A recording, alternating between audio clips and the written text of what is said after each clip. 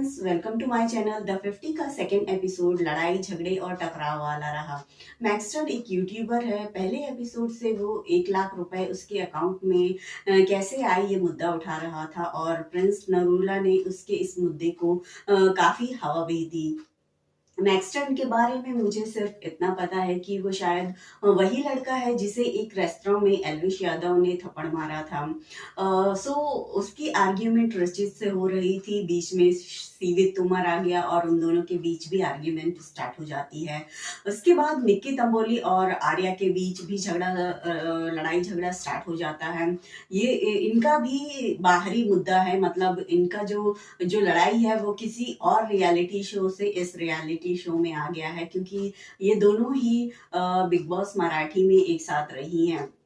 उनकी लड़ाई भी वहां से यहाँ आ गई। बात करें निक्की तंबोली, तो निक्की तंबोली जो है वो इस तरह के रियलिटी शो की बेस्ट कंटेस्टेंट मानी जाती हैं। वो प्रो रियलिटी शो वाली लड़की है, मतलब लड़ाई झगड़ा अगर वो किसी से लड़ने पे आ जाए तो वो नेक्स्ट लेवल तक ले जाती है। वो सिर्फ लड़ती जाती है और उसका वो ड्रामा आपको सेकेंड एपिसोड में क्लियरली दिख रहा था। वो कितने कॉन्फिडेंस के साथ लड़ रही थी, क्योंकि उसे पता है कि वो इस तरह से लड़कर ही ऐसे शो में टिकती है।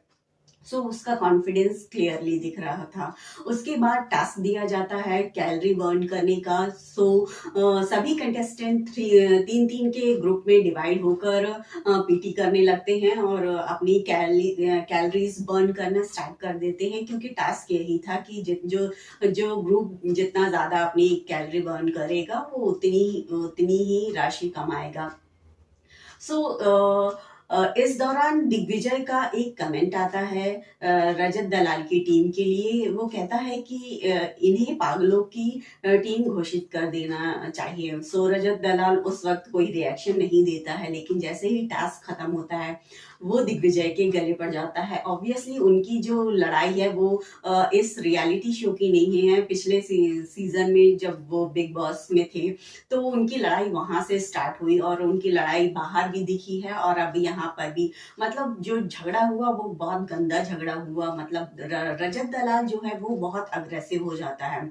मतलब वो उसे जो पसंद नहीं है उसके सीधे वो गले पड़ता है और उसने दिग्विजय पर अटैक कर दिया और उसने लिटरली दिग्विजय को हर्ट किया। मतलब फिजिकली उसके साथ बहुत गंदी तरीके से उसके साथ उसने लड़ाई की। उनकी जो आर्ग्यूमेंट है वो काफी देर तक हुई। उसके बाद जो लायन है वो आते हैं। उसके बाद लायन मतलब सिर्फ एक स्टेटमेंट दे देते हैं, एक धमकी जैसा कि मेरे महल में वायलेंस अलाउड नहीं है, लेकिन वायलेंस हो चुका था। उसके बाद भी वो कोई एक्शन नहीं लेते हैं, सिर्फ एक स्टेटमेंट पास कर देते हैं जहां पर करण पटेल और प्रोटेस्ट अपना दर्ज कराते हैं कि अगर इस तरह से वायलेंस होता है, अगर लोग मारपीट करते हैं तो मैं इस महल में नहीं रहूंगा और मैं माइक उतार दूंगा। लेकिन इसका कोई असर लाइन पे नहीं होता है। वो चुपचाप सुनते हैं और वापस निकल जाते हैं। अगर करण पटेल की बात करें तो उनका ही पहला रियलिटी शो है। मतलब वो सिर्फ अपना प्रोटेस्ट दर्ज करा सकते हैं, वो सिर्फ बोल सकते हैं कि मैं निकल जाऊंगा ये, लेकिन उन्हें भी पता है कि वो इस कॉन्ट्रैक्ट साइन करके इस शो के अंदर आए हैं और वो इस तरह से नहीं जा सकते हैं। मतलब वो प्रोटेस्ट जो है वो वहीं शांत हो जाता है और वापस से वो लोग नॉर्मल हो जाते हैं।